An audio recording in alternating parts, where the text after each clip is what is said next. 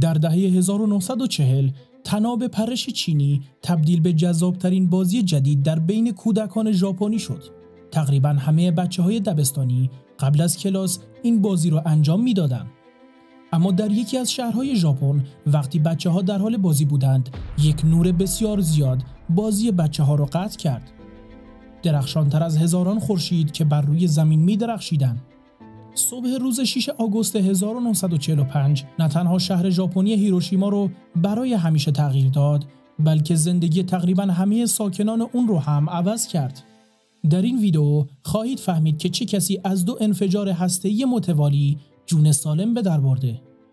آیا الکل واقعاً میتونه شما را از تشعشعات نجات بده؟ چرا برخی از قربانیان که در نزدیکی مرکز انفجار بودند بدون آسیب نجات پیدا کردند؟ و واقعاً چه اتفاقی برای یک انسان پس از یک انفجار هسته‌ای میفته؟ انفجار در هیروشیما اونقدر قوی بود که تقریباً همه شاهدان فاجعه را تحت تاثیر قرار داد. حتی اونهایی که چندین کیلومتر از کانون انفجار فاصله داشتند. در سال 1945 بسیاری از دانشجویان دانشگاه ژاپن برای کمک به ارتش در ساخت تأسیسات نظامی پروژه جدیدی را شروع کردند. یکی از این دستیاران چیساکو تاکیوکای 17 ساله بود. اما صبح اون روز او بیش از حد خوابیده بود و در حال خوردن صبحانه بود. هنگامی که نور کورکننده‌ای در آسمان بیرون پنجره‌اش روشن شد، اونقدر شدید بود که چیساکو فکر می‌کرد برای همیشه کور شده. اما زمانی که بینایی او به تدریج بازگشت، چیساکو دید که روز روشن تابستان به یک گرگ و میش وهم برانگیز تبدیل شده. هوا چنان غلیظ از گرد و غبار و آوار بود که خورشید فقط یک نقطه کم رنگ بود. تنها یک صحنه ترسناک از بین این غبار معلوم بود. ابر قارچی آتشین عظیمی که بر فراز هیروشیما بلند شده بود. در همین حین پوست صورت چیساکو دچار سوختگی شدیدی شد. انگار که با آب جوش سوخته شده بود. او تقریباً 4 کیلومتر از نقطه انفجار فاصله داشت و حتی در اون فاصله بدنش به سختی در برابر موج انفجار مقاومت می‌کرد. اون واقعاً یک پسر کوچولوی بدشانس بود. بمبی که در هیروشیما انداخته شده بود، قدرتی معادل 15 کیلوتن TNT داشت. این برای ایجاد یک موج گرمای سوزان در منطقه‌ای به وسعت 9 کیلومتر کافی بود. این اندازه به اندازه 3 پارک مرکزی شهر نیویورک. پوست در معرض دید هر ساکنی که در این شعاع جهنمی گیر افتاده بود متلاشی شد و تاول زد. علاوه بر این، نور کورکننده ناشی از این انفجار به شبکیه چشم بسیاری از کسانی که به انفجار نگاه کرده بودند آسیب جدی وارد کرد. در حالی که این آرزه‌ها معمولاً به خودی خود بهبود پیدا می‌کردند، افراد محسن و سایر افراد دیگر با مشکلات بینایی مواجه شدند. حتی برخی از این افراد برای همیشه کور شدند. خوشبختانه چیساکو تاکیوکا هنوز جوان بود و بیناییش در نهایت بازگشت. به محض اینکه علیرغم جراحات دیگرش حالش بهتر شد، او از میان خاکستر و شعله‌های آتش به سمت مرکز شهر رفت. ناامید برای یافتن مادرش از رودخانه‌ای عبور می‌کرد که با اجساد خون‌آلود پر شده بود. دهان چیساکو انقدر خشک شده بود که برای یک جرعه آب حاضر بود جانش رو بده. در این هنگام انگار خدا دعای اون رو شنید. باران بر هیروشیما بارید، اما این باران آرامش و خنکی رو به ارمغان نیاورد، چون که این باران بسیار داغ با خاکستر سیاه شده بود. اون روز این خاکستر سمی روی بدن بیش از 100,000 ژاپنی نشست و در سالهای آینده موارد ابتلا به نوموکونیوز رو افزایش داد. نوموکونیوز بیماریه که در اون ذرات خارجی ریه ها رو میخورند. علاوه بر این، باران سمی که باریده بود در زخم‌هایی که تازه دچار سوختگی بود نفوذ می‌کرد. این باران التهاب این زخم‌ها رو تشدید می‌کرد. اما چیساکو به راهش ادامه داد. با دیدن محل کار مادرش چیزی جز زغال و اجساد پراکنده پیدا نکرد. چیساکو یادش میافته که مادرش 2 دندان پر شده از طلا در قسمت فک بالاییش داشت. او به هر جسدی که میرسید دهانش را باز می‌کرد. او آرزو می‌کرد که هیچ کدام از این اجساد مادرش نباشند. پس از چند لحظه لکه‌های بنفش عجیبی روی دست چیساکو ظاهر شد، اما قبل از اینکه اون بتونه به این لکه‌ها توجه بکنه، اونها غیب شدن. بعد از گذشت 6 روز چیساکو مادر خودش رو تونست ببینه، اما اون فقط برای یک خداحافظی کوتاه وقت داشت. مادرش خیلی دیر از زیر آوار بیرون کشیده شده بود. پزشکان نتوانستند کاری برای او انجام بدن. چیساکو معتقد بود که پس از بمباران اتمی هرگز نمیتونه بچه دار بشه. اما با گذشت زمان زخمهایش خوب شد و چند سال بعد پسری رو به دنیا آورد. اما در بیمارستان علائم بنفش عجیب و غریبی روی بدن پسرش ظاهر شد. این علائم شبیه به اونهایی بود که زمانی برای مدت کوتاهی روی دستان چیساکو ایجاد شده بود. پسرش زمانی که فقط 17 روز داشت از دنیا رفت. دکترها به چیساکو گفته بودند که این به دلیل قرار گرفتن در معرض تشعشعات بیش از حده، چون که اون زمان زیادی رو در جستجوی مادرش بود. چیساکو به طور تصادفی وارد منطقه بسیار خطرناک دیگری شده بود. دقیقاً مثل قربانی بعدی ما در این داستان واقعی. اما این قربانی دیگر 2 کیلومتر با مرکز انفجار فاصله داشت. اما چگونه او تونست از این انفجار نجات پیدا کنه؟ در اوایل تابستان 1945 سویاماگوچی برای کاری به هیروشیما سفر کرد. 6 آگوست آخرین روز کاری او بود و تا صبح روز بعد او قصد داشت به زادگاهش برگرده. اون با عجله به سر کار میرفت که ناگهان صدای غرش هواپیما رو درست بالای سرش شنید. لحظاتی بعد همه چیز در اطرافش روشن شد که بالاخره او به هوش اومد. بعد از بین رفتن نور، اون خودش رو در یک مزرعه سیب زمینی دید. اما سومایا نمیدونست که چگونه به اینجا رسیده. شاید این موضوع جانش رو نجات داده، چون که ترکش‌های داخل هوا نتونسته بودن به اون آسیب برسونن. سویاما از این واقعیت بسیار متعجب شد که پس از چنین انفجار قدرتمندی شهر به طرز وحشتناکی ساکت شده بود، تا اینکه بالاخره متوجه شد که از هر دو گوش او خون میچکد.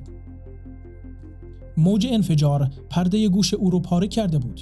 آسیبی که حداقل 70,000 نفر دیگر از ساکنان هیروشیما به اون مبتلا بودند. در روز دیگر یاماگوچی به سمت بقایای ایستگاه راهن رفت. کمتر کسی در هیروشیما برای کمک نمانده بود. اکثر پزشکان یا خود مجروح شده بودند یا کشته شده بودند. در کمال تعجب راه آهن هنوز کار می‌کرد. بازماندگانی که در مسیرهای معدودی که از انفجار آسیب ندیده بودند به شهرهای دیگر فرستاده شدند. یاماگوچی بدون تردید به طرف زادگاهش رفت. وقتی بالاخره به خانه رسید، پسرش با وحشت فریاد زد و از دیدن پدرش وحشت زده شد. پسرش پدر سوخته خود را نشناخت. با وجود اینکه صبح روز بعد به سختی قادر به راه رفتن بود، یاماگوچی از جایش بلند شد و لنگان لنگان خودش رو به محل کارش رسوند. مدیر شرکتش خواستار گزارش کامل هیروشیما شد. یاماگوچی مصیبت جهنمی رو که تجربه کرده بود بازگو کرد. اما رئیسش یک کلمه از حرف او رو باور نکرد. مدیرش ادعا می‌کرد که چطور ممکنه یک بمب کل یک شهر رو نابود کنه. درست در همون لحظه نور شدید و غیر قابل تحمل دیگری دوباره همه چیز رو در اون اطراف فرا گرفت. در 9 آگوست 1945 نیروهای آمریکایی دومین بمب اتمی رو پرتاب کردند. بمبی به اسم مرد چاق در زادگاه یاماگوچی. نیروی اون معادل 21 کیلوتن TNT بود. اما به دلیل خطای پرتاب و کوهستانی بودن منطقه، قدرت انفجار اون از هیروشیما تجاوز نکرد و بلافاصله بیش از 40,000 نفر جان باختند و حداقل 70,000 نفر دیگر از بیماری تشعشعاتی رنج می بردند. یاماگوچی به اندازه کافی بدشانس بود که در طی هر دو انفجار در فاصله کمتر از 2 کیلومتری از کانون انفجار قرار داشت، در منطقه‌ای که بسیار تحت تاثیر تشعشعات بود. قسمت‌های آشکار پوست اون عملاً زغال شده بودند، در حالی که سایر قسمت‌های بدن او به رنگ ارغوانی مایل به قرمز عجیبی در اومدند. این رنگ‌های معمولی نبودند. پوست یاماگوچی و پوست هزاران نفر دیگر با چیزی پوشیده شده بود که به عنوان یک غبار هسته‌ای شناخته می‌شد. آسیب جدی ناشی از اشعه ماورابنفش بیش از حد باعث میشه سلول‌های بدن انسان چسبندگی خودشون را از دست بدن و به معنای واقعی از منافذ بدن خارج بشن. به همین دلیله که بسیاری از قربانیان بمباران اتمی در ژاپن با وجود نداشتن زخم خونریزی می‌کردند. خون به معنای واقعی کلمه از پوست اونها به بیرون تراوش می‌شد. اما اونهایی که تونسته بودن زنده بمونن هنوز مجبور بودن هفته‌ها از بیماری تشعشعاتی رنج ببرن. اونها دائما احساس تهوع می‌کردند و از خونریزی داخلی رنج می‌بردند. برخی مکرراً هوشیاری خودشون را از دست می‌دادند. اما چه چیزی ترسناکتر از این که اونها حتی متوجه نمی شدند که دارن می میرند. کارشناسان به این مرحله روح متحرک میگن. به همین دلیله که بسیاری از بازماندگان در اوت 1945 تنها در روز بعد به دنبال کمک پزشکی می رفتن، اما دیگه خیلی دیر شده بود. یاماگوچی میتونست یکی از این افراد فوت شده باشه، اما او از هر دو انفجار جون سالم به در برد و تا سن 93 سالگی زندگی کرد. اگرچه او از اثرات تشعشعات رنج می‌برد و تا آخر عمر بدنش پوشیده از اسکارهای اتمی بود که حتی با کوچکترین حرکتی اون رو آزار می‌دادند و این دردها دائما این فاجعه رو به او یادآوری می‌کردند. اما در یک مصاحبه یاماگوچی اعتراف کرد که حتی برای سرنوشتی که برایش رقم خورده سپاسگزاره. در زمان انفجار ناکازاکی همسر و پسرش بسیار نزدیکتر به نقطه انفجار بودند. اونها فقط به این دلیل زنده ماندند که در اون لحظه به زیر زمین رفته بودند تا داروی سوختگی برای یاماگوچی پیدا کنند.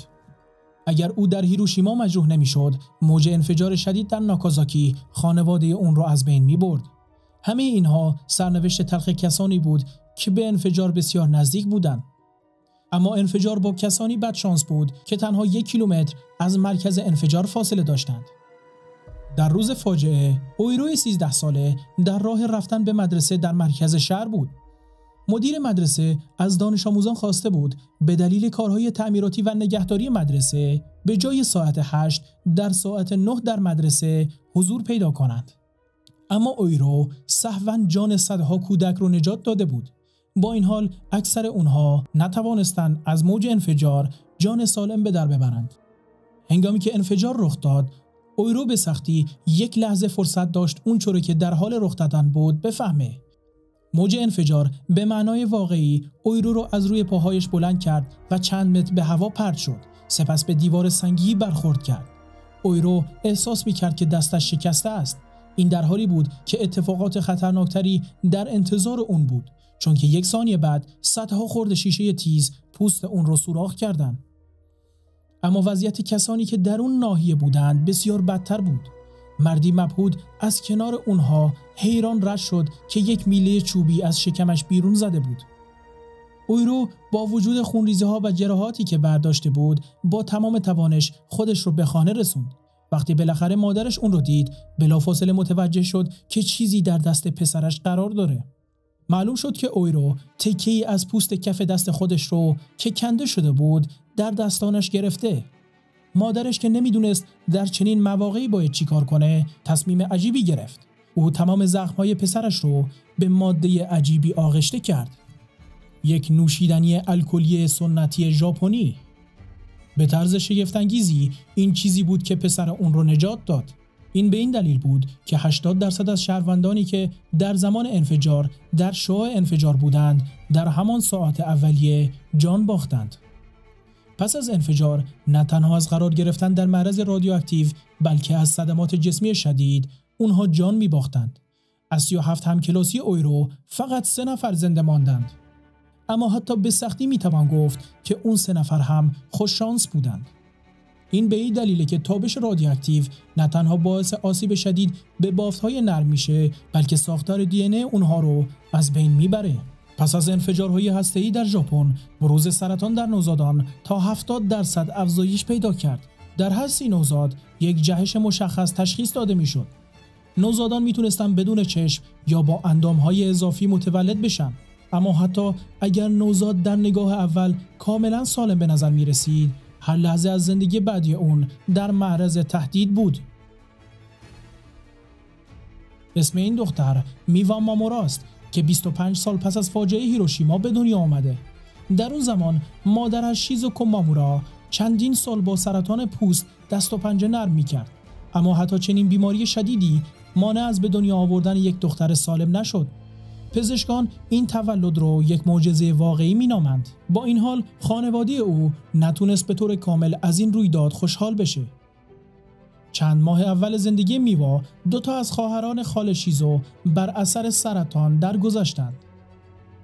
بچه‌هایش خیلی بیشتر عمر نکردند و چند سال بعد هر دوی پسر خاله هایش بر اثر سرطان فوت کردند. از تمام بستگانش که تحت تاثیر انفجار هیروشیما قرار گرفته بودند، فقط میوا و مادرش زنده ماند. خانم شیزوکو با گذشت زمان بر سرطان خودش غلبه کرد و این باور که سخت‌ترین لحظات رو به پایان رسیده او رو خوشحال کرده بود، تا اینکه سالها بعد از بیمارستان تماس گرفته شد و به او اطلاع دادند که دخترش میوا فوت کرده. اون نمیتونست حرفهای دکتر رو باور کنه، چون که فرزندانش به ندرت بیمار میشدند. او بعداً از دوستان میوا فهمید که او چندین سال است از سرطان رنج میبرد. اما این زن جوان هر کاری کرد تا مادرش از این موضوع مطلع نشه. او نمیخواست که مادرش احساس گناه کنه. او همچنین امیدوار بود که بهبود بیابه. اما پیامدهای رادیواکتیو فاجعه بار هیروشیما او رو فرا گرفته بود. چند ماه پس از تشییع جنازه دخترش، خانم شیزوکا بار دیگر اون ضعف‌های آشنا رو که در زمان سرطان پوست داشت در خودش احساس می‌کرد. پزشکان حدس او رو تایید کردند که این بار سرطان دهانه رحم او مثبته. در حال حاضر او هنوز در حال مبارزه با این بیماریه، اما خاطر نشان کنم که او برای بدترین شرایط آماده است. فاجعه هیروشیما به تدریج جان همه بستگان اون رو گرفت. از او انتظار نمیشه داشت که خودش رو مستثنا بدونه. این به این معنی بود که فقط کسانی که در این انفجار حضور داشتند مبتلا نشدند، بلکه چندین نسل بعدی از این شهروندان صلحجوی ژاپنی هم گرفتار شده بودند.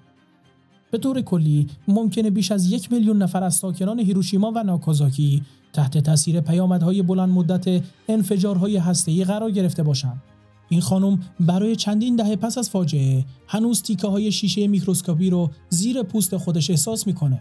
اونها به جای زخم‌های تشعشعات روی بدن او رشد کردند، اما بدن سایر قربانیان دچار دگرگونی‌های کشنده‌تری شد. اما آیا کسی میتونه در فاصله 300 متری انفجار هسته‌ای زنده بمونه؟ صبح روز 6 آگوست 1945 آکیکو تاکوکورای 20 ساله به عنوان نظافتچی در بانک اصلی هیروشیما مشغول کار بود. تعریفی که این خانم از نور انفجار میکنه بسیار جالبه.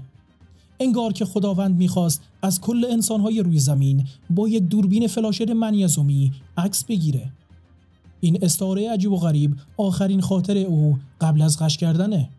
98% قربانیان در فاصله 300 متری در لحظه انفجار بلافاصله جان خودشون را از دست دادند. مردم به معنای واقعی کلمه تبخیر شدند. مایع بدن اونها قبل از اینکه حتی پلک بزنند به جوش اومد. بسیاری از اجساد غیر قابل تشخیص بودند، چون که پس از انفجار پوست ماهیچه‌های اونها کنده شد و اسکلت‌های برهنه اونها باقی موند. حداقل 40,000 غیر نظامی به این سرنوشت شوم دچار شدند. آکیکو تاکوکورا بیش از 100 پارگی شدید و دوز تابشی حداقل 50 برابر مجاز روزانه رادیواکتیو رو تجربه کرده بود. موج انفجاری که اون رو در امتداد راه رو پرت کرد و دیوارهای باقی مانده ساختمان که اون رو در برابر تشعشعات بیشتر محافظت کردن باعث نجات اون شدن. وقتی تاکیکو به هوش اومد، طوفانی رو دید که تمام خیابان رو پر کرده بود. این طوفان مستقیما به سمت او پیش میرفت. اون قبلا چنین تصاویری رو فقط در تصاویر کتابی دیده بود که جهنم رو از نظر ذهنی به تصویر میکشید. او با زندگی خود وداع کرده بود. ناگهان ناله‌ای خفته از زیر آوار شنیده میشد. او میزاسامی بود، یکی از کارمندان بانک. آواره‌های بانک عملاً پاهای این زن رو له کرده بودند. علیرغم همه چیز او سعی میکرد خانم آسامی رو آزاد کنه، اما زمان اون رو به پایان بود و طوفان آتش تقریباً به بانک رسیده بود. در این لحظه اتفاقی افتاد که آکیکو تاکاکورا هنوز اون رو یک نعمت الهی میدونه. لوله‌های آب ساختمان بانک ترکید. موجی از آب او و کارمندان دیگر رو فرا گرفت. تنها به این دلیله که هر دو زن تونستن بقای خودشون رو حفظ کنن، با وجود اینکه شانس اونها کمتر از 1% بود. با این حال تاکوکورا فرصتی برای خوشحالی از این شانس خوبش نداشت. در غروب بعد از فاجعه همکار او وضعیتش بسیار بدتر شده بود که در عرض چند روز از دنیا رفت. آکیکو تاکاکورا بقیه عمر خودش رو وقت گرامی داشته یاد و خاطره کسانی کرد که در این حوادث وحشتناک جان باختند.